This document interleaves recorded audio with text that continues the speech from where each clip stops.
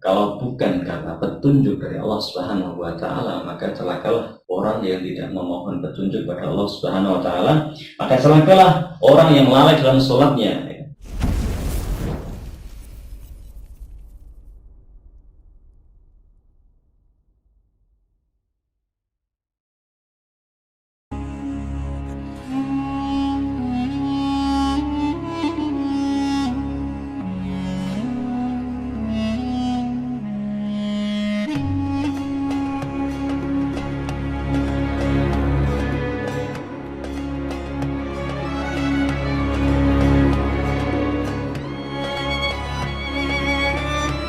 Assalamualaikum warahmatullahi wabarakatuh. Alhamdulillahirrahmanirrahim. Wassalatu wassalamu ala asrafil anbiya wal mursalin wa ala alihi wa ashabihi ajma'in.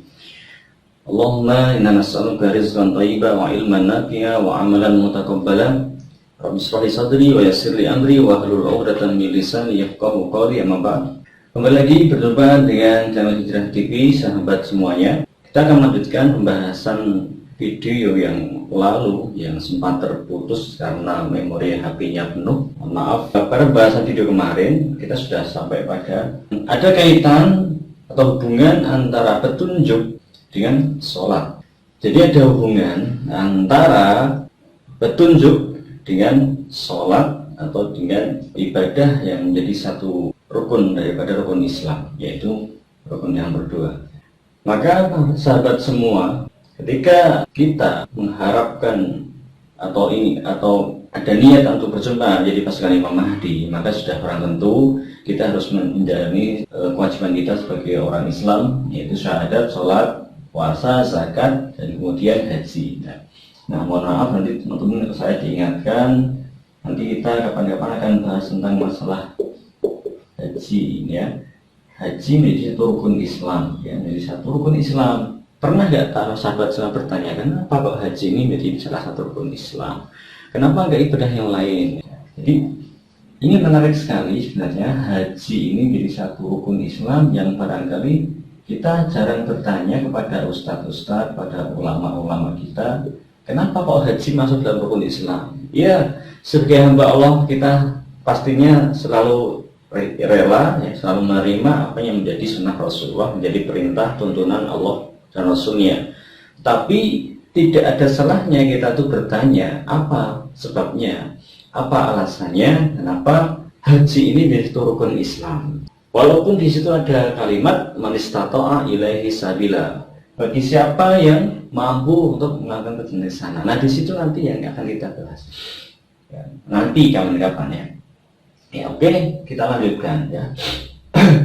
Setelah kita telah melalui proses satu keislaman, ya, syahadat, sholat, puasa, zakat, ya, haji itu yang mampu, maka seorang, ya, jadi orang yang bertakwa adalah orang yang kemudian beriman kepada bil ghaibi, pada jadi Allah dan hari akhir, ya, dan di situ menuntut keimanan kepada kitabullah, ya, menuntut keimanan. Ini sudah selesai dari bahasan ini sudah selesai teman-teman semuanya.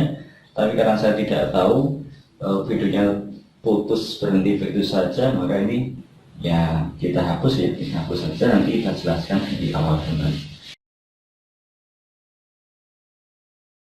Ya, saya lupa saya di mana nih. Ya, mudah-mudahan nanti bisa menyambung selanjutnya. Setelah kita menjalani proses keislaman kita, seorang sudah menjalani proses keislamannya, kemudian Allah akan menambahkan petunjuk padanya. Wa yazidullahu alladhin wa yazidullahu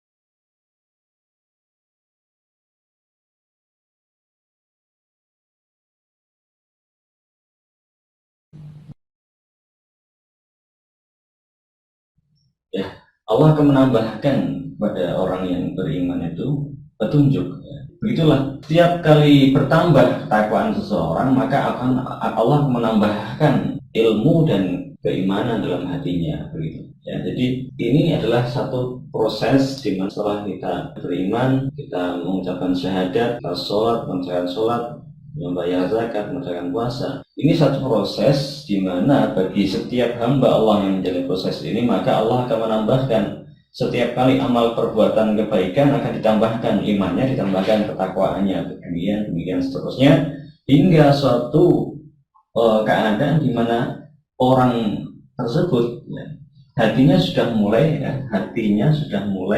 mantap dengan keimanannya, mantap dengan keyakinannya, sehingga hati ini adalah hati yang benar-benar beriman, ya, hati yang benar-benar beriman, tidak ada lagi keraguan-raguan, ya. Tidak ada lagi keraguan-raguan, ya. Lawannya iman adalah ragu-ragu, lawannya yakin adalah ragu-ragu. Wabil akhirati hum yuqinun, pada hari akhirat mereka itu yakin, ya. Ketika sudah yakin, maka ini keraguan-raguan akan hilang.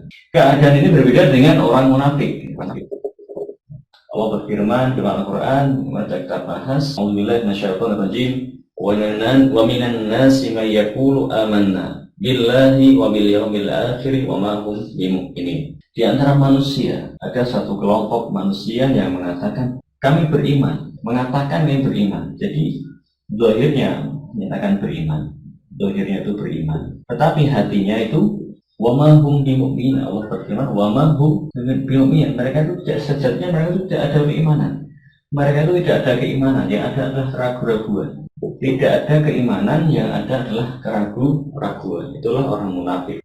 Yukhadi'una Allah walladzina amanu wa ma yakhda'una illa anfusahum wa ma yashurun.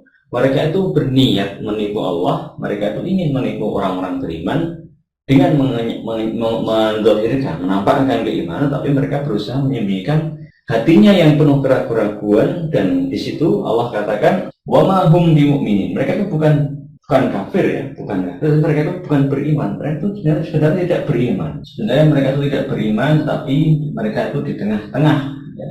Dan nanti di akhirat innal munafiqina fi darkil asfali minan nar. Sebenarnya orang munafik itu tempatnya di neraka yang paling dalam, di keraknya neraka.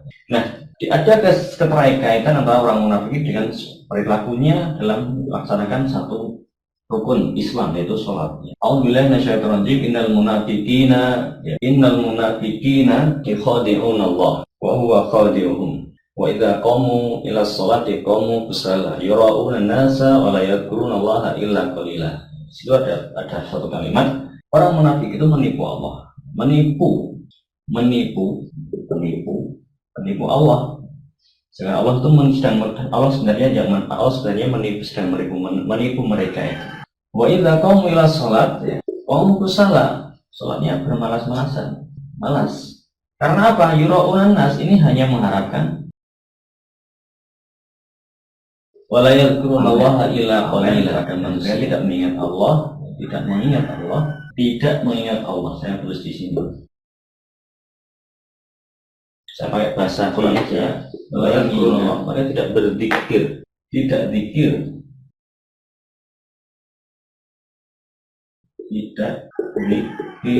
kepada Allah kecuali sedikit saja. Masih mengatakan itu kalau misalnya dikira itu kurang lengkap. Masa cuma dikira aja sih?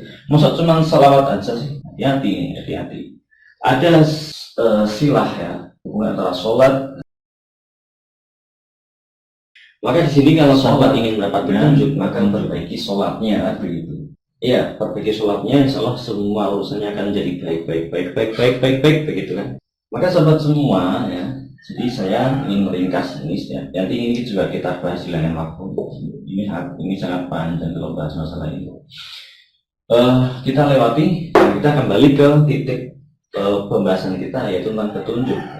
Maka ketika orang sudah Islamnya bagus, ya, kemudian meningkat keimanannya, meningkat ketakwaannya, sehingga tidak ada lagi keraguan-raguan akan masalah iman ini, iman kepada Allah pada hari akhir, maka ketika itulah orang yang telah Allah tingkatkan keimanannya, Allah tambah ilmunya itu, dia sudah tidak lagi berpaling kepada dunia seperti ini. Jadi orang munafik, orang munafik yang selalu pamer, yura'unan nas, ya, ini semuanya demi mengharap keduniaan,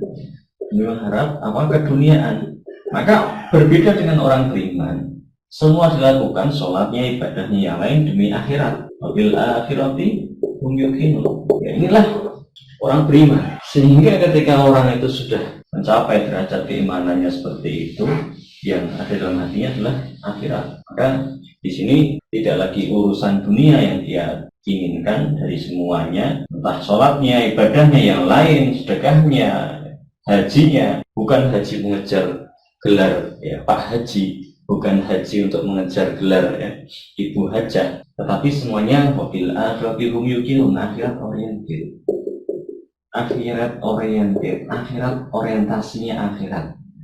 Jadi umumnya itu apanya, hikmahnya, tujuan itu akhirat dan akhirat, semuanya untuk akhirat. Dan ketika dia sudah sedemikian rindunya kepada akhirat, sedemikian rindunya dia kepada Allah Subhanahu wa Ta'ala, maka disitulah ketika sholat ya, ketika dia mengerjakan ibadah-ibadah yang lain, maka yang di dalam hatinya hanyalah Allah Subhanahu wa Ta'ala. Sehingga hadis Jibril ini yang ketiga adalah pertanyaannya kepada Nabi tentang masalah ihsan.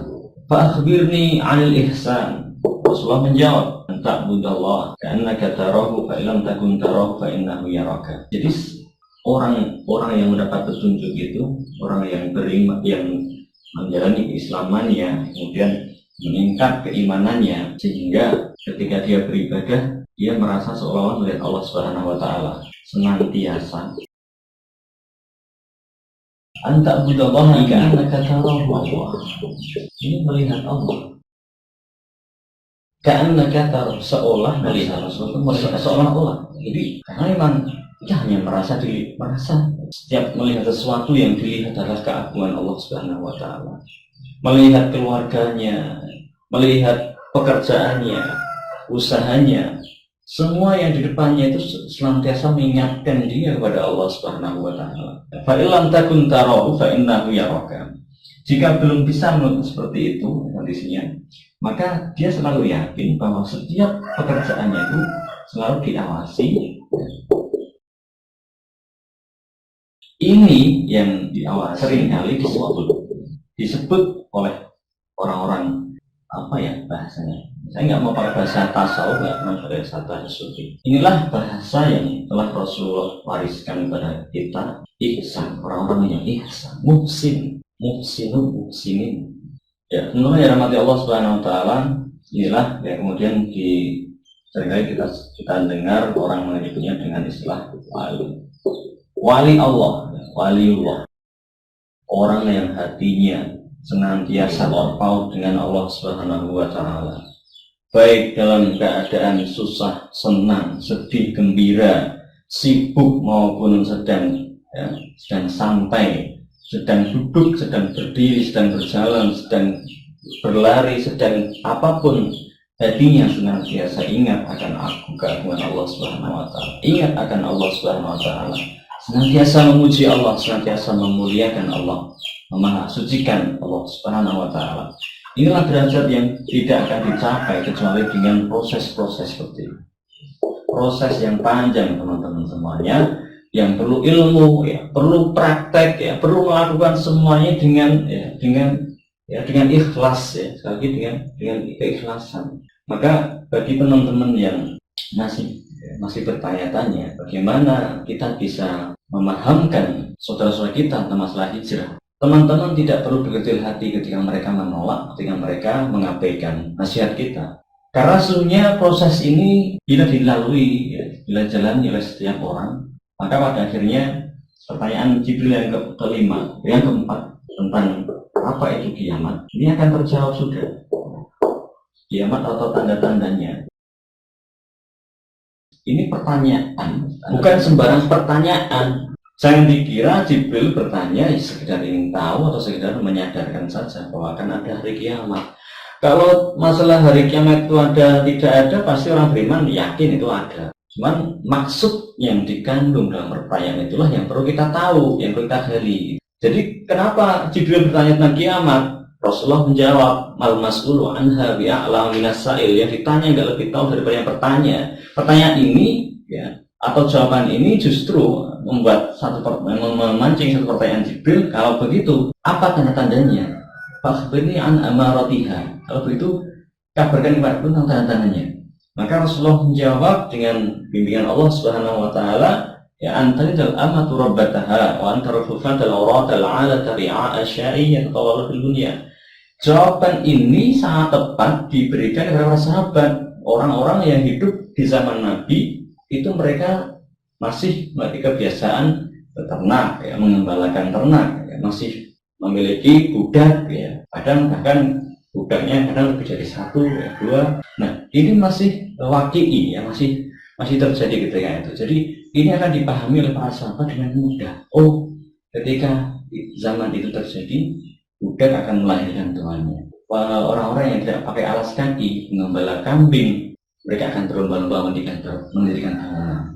Nah, jawaban itu bagi para sahabat ya mungkin itu jawaban yang masih jauh, ya, belum terjadi ketika itu. Nah, bagi kita hendaknya kita menangkap satu pesan bahwa ketika zaman itu terjadi, maka itulah dekatnya hari kiamat. Kalau kita ya tidak menangkap hal itu, maka berarti proses-proses ini hanya sebatas wacana. Kita enggak benar-benar memperhatikan salah Islam kita, tidak benar-benar menjaga iman kita, dan kita belum mencapai derajat atau makam seperti ini. Loh, bukannya sombong, bukannya bagaimana? Oh, berarti akhir sudah seperti ini ya? Bukan seperti itu ya, maaf. Jadi pada intinya saya ingin menyampaikan, saya juga masih belajar, saya juga masih berusaha memperbaiki, senantiasa memperbaiki diri, ya, masih banyak kesalahan, banyak kekurangan.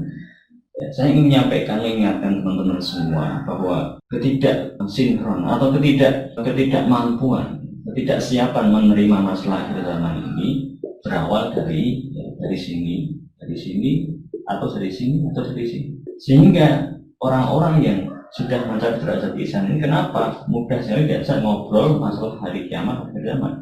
Karena ini sudah akhirat oriented, ya.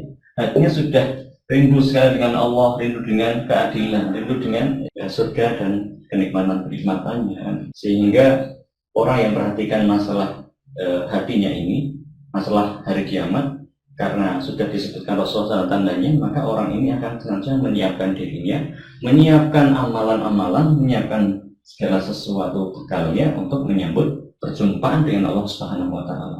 Siapa yang enggak merindukan berjumpa dengan Rasulullah? Siapa yang enggak merindukan berjumpa dengan Allah Subhanahu wa Ta'ala? Siapa yang tidak merindukan kehidupan akhirat yang abadi, yang membahagia selama-lamanya? Kalau tidak seperti itu, ya, orangnya tidak seperti itu, maka tanda-tanda kiamat itu ya akan lewat seperti begitu saja. Tidak pernah masuk dalam hati, tidak pernah dipikirkan, sehingga tadi orientasinya itu dunia dan dunia.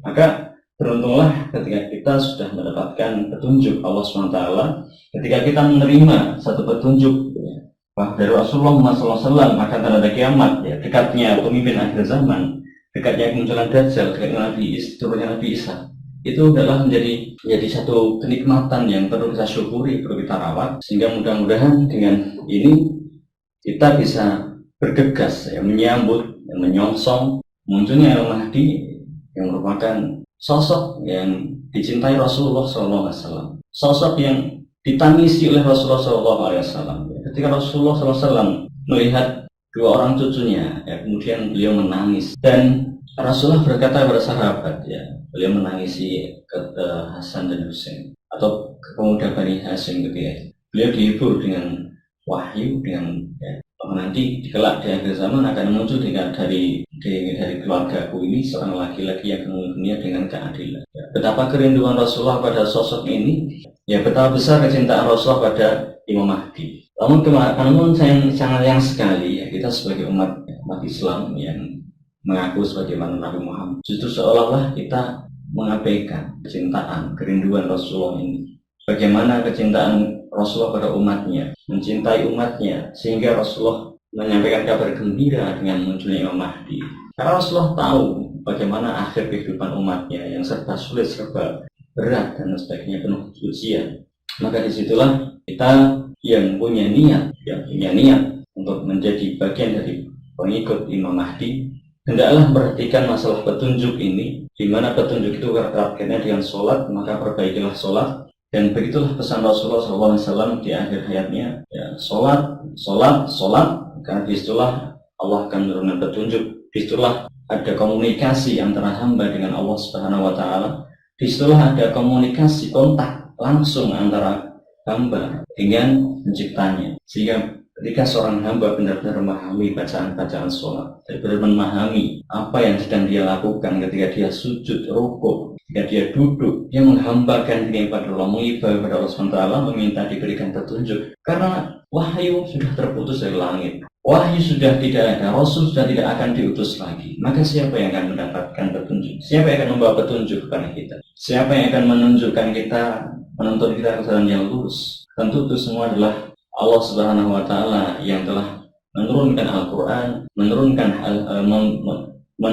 kepada Rasulnya hadis, sehingga dua perkara inilah yang akan menuntun kita ke jalan yang lurus, menuntun kita di barisan para nabi, para siddiqin, para syuhada sholihin yang akan dipimpin nanti di akhir zaman oleh Imam Mahdi. Nah, sahabat semua yang dimana Allah SWT, ya, tanda-tanda munculnya Imam Mahdi itu sangat erat kaitannya dengan tanda-tanda munculnya Dajjal. Jadi sangat erat. Maka kalau ingin melihat, ingin tahu apakah hari ini sudah sangat dekat waktunya munculnya Imam Mahdi, maka lihatlah tanda-tanda kemunculan Dajjal. Apakah sudah muncul dengan kondisi hari ini, pandemi, ya, plandemi atau plandemi, entah itu apa namanya, seolah-olah hari ini itu sebenarnya sudah masuk ke fase fitnah Dajjal. Sebelum Dajjal keluar sebagai Tuhan, mengaku Tuhan, itu nggak mungkin ya, dia sekedar keluar kemudian dia nebar fitnah seperti ini, seperti penyakit begitu. Dia keluar sudah barang tentu dia akan memaksa orang untuk menyembah dia, bukan meragu-ragukan dulu. Sebelumnya manusia itu dibuat ragu-ragu, dibuat dihilangkan keimanannya, dikikis keimanannya, sehingga ketika Imam Dajjal ini sudah muncul, tidak lagi dia membuat takut orang, sudah tidak lagi dia membuat keraguan-keraguan dalam hati seorang. Sudah bukan itu masanya. Tapi ketika dia keluar, dia akan memaksa orang untuk mengimaninya sebagai Tuhan. Kapan dia membuat ragu-ragu? Ketika dia belum keluar. Nah, ketika dia belum keluar, dia ciptakan fitnah-fitnah yang mengguncang keimanan seseorang, yang menggoyah keyakinan seseorang. Sehingga kalau bukan karena petunjuk dari Allah Subhanahu wa taala, maka celakalah orang yang tidak memohon petunjuk pada Allah Subhanahu wa taala, maka celakalah orang yang lalai dalam salatnya. Wa yulil musallin alladzina hum an salatihim sahun alladzina hum yura'una wa yamna'una al-ma'un. Sahabat yang dirahmati Allah Subhanahu wa taala. Jadi sampai di sini mudah-mudahan sahabat semua paham bahwa petunjuk itu akan diberikan kepada kaum akhir zaman yang benar-benar mengikuti petunjuk yang telah Allah dan Rasulnya berikan kepada kita. Dan insya Allah semua hamba Allah memiliki kesempatan dan peluang yang sama untuk mendapatkan petunjuk, untuk mendapatkan hidayah dari Allah Subhanahu wa taala. Lalu pertanyaannya adalah, kalau ada umat yang diberi petunjuk, lalu adakah umat yang terhalang dari petunjuk? Kalau ada umat yang berada di atas jalan yang lurus, berarti seharusnya ada umat yang berada di dalam kesesatan. Ya, tentu saja bisa dipahami dengan makna yang terbalik. Kalau orang mendapat petunjuk dengan jalan seperti ini, berarti orang-orang yang tidak menempuh jalan ini, maka dia akan termasuk orang-orang yang tidak mendapatkan petunjuk ke jalan yang lurus. Ya, itu bisa dipahami dengan yang berlawan dengan hal ini. Dia tidak masuk Islam atau dia tidak beriman, sebagaimana orang-orang munafik itu hatinya tidak beriman. Nah, disitulah kita akan menemukan siapa orang-orang yang sesat. Siapa orang yang sesat? Nah, siapa orang yang sesat? Yang pertama adalah orang yang ragu-ragu, orang kafir. Innalladzina kafaru sawa'un 'alaihim a'anzartahum am lam tundirhum la yu'minun. Orang kafir itu orang yang nggak iman, sama sekali nggak beriman. Kenapa? Yang pertama jelas dia sombong. Sebagaimana kesombongan dari iblis. Iblis itu siapa yang nggak paham kalau iblis itu dulunya juga berada di langit kan? Semua kita tahu iblis itu dulunya di langit. Semua kita insya Allah tahu iblis itu dahulunya berada di tengah-tengah malaikat, taat kepada Allah Subhanahu wa taala. Tetapi ketika iblis diperintahkan untuk sujud kepada Adam, tiba-tiba iblis kemudian muncul kedengkian dalam hatinya. Kedengkian, merasa dirinya lebih baik. Engkau ciptakan aku dari api, dan engkau ciptakan dia dari tanah, begitu kata iblis. Maka kesombongan itulah yang kemudian menutup hati iblis. Bukan Dan semua itu yang kemudian menjadikan iblis itu makhluk yang terlaknat, dikeluarkan dari surga dan dicap sebagai orang-orang yang kafir, ya. Kafir, tertutup hatinya. Khatamallahu ala qulubihim wa ala sam'ihim wa ala absarihim gishawa wa lahum adzabun adzim. Ditutup hatinya oleh Allah Subhanahu wa taala, ditutup pendengaran, ditutup matanya. Itulah orang-orang yang kafir, yang sombong. Nah, kemudian yang kedua, orang-orang yang ragu-ragu. Ketika dia ragu-ragu antara mukmin dan kafir, mulutnya bicara, ya, mulutnya mengatakan dia beriman, tetapi hatinya dia tidak beriman. Ragu-raguan, ada hati, ada keraguan, ada penyakit fi qulubihim maradun fazadahumullahu marada wa lahum adzabun alim bima kanu yakdzibun. Nah, di sini teman-teman semua yang kepada Allah Subhanahu wa taala, mudah-mudahan bermanfaat. Ya, ini video sambungan yang kemarin, ya. Jadi barang siapa yang mau menjadi pengikut Imam Mahdi adalah dia membiasakan dirinya untuk berzikir, atau orang tidak akan sanggup berzikir kepada Allah manakala dia belum menjalankan semua, ya, proses, ya, keislaman, keimanannya, tidak memperbaiki dirinya. Jadi jangan sembarangan dengan orang-orang yang ahli zikir ini.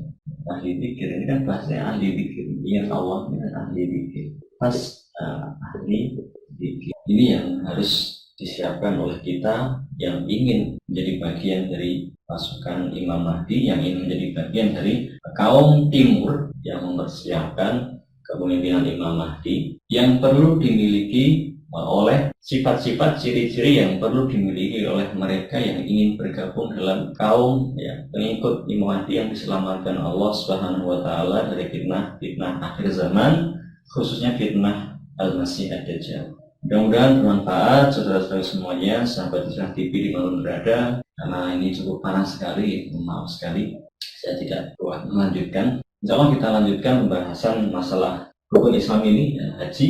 Kemudian kita akan melanjutkan juga pembahasan tentang kaum yang sesat ini, yang kebalikannya ini. Insya Allah kita akan kupas dari tinjauan Al-Quran dan As-Sunnah. Mudah-mudahan Allah berikan kelancaran, istiqomahan. Mudah-mudahan kita semua diberikan kekuatan, diberikan keimanan yang sabat, keimanan yang mengakar dalam hati kita, dan jangan lupa untuk memulai membiasakan zikir kepada Allah Subhanahu wa taala, untuk membiasakan diri merasa diawasi Allah Subhanahu wa taala, untuk membiasakan diri kita, ya, khusyuk dalam sholatnya. Dan mintalah kepada Allah Subhanahu wa taala kalau kita diberikan panjang umur, mudah-mudahan kita digolongkan dengan umat yang diselamatkan Allah Subhanahu wa taala bersama kaumnya Imam Mahdi dan Nabi Isa alaihissalam di akhir zaman. Dan mari saling mendoakan, yang doakan kebaikan untuk saudara-saudara yang lain agar mereka diberikan petunjuk, agar kita semua diberikan petunjuk, dibimbing dengan petunjuk Allah Subhanahu wa taala yang lurus. Dan sekali lagi pedoman kita adalah Al-Quran dan As-Sunnah. Bila ada salah dari saya, salah ucap, ya, dengan sengaja dan tidak sengaja, mau dimaafkan. Alakum minkum, itu dengan subhanaka Allahumma wa bihamdika asyhadu an la ilaha illa anta astaghfiruka wa atubu ilaik. Wallahu ta'ala alam wa ilmuhu atam wa ahkam wa sallallahu ala nabiyyi wa alihi wasallam. Salam hijrah ke zaman. Assalamualaikum warahmatullahi wabarakatuh. Jangan lupa subscribe, klik kring kring kring.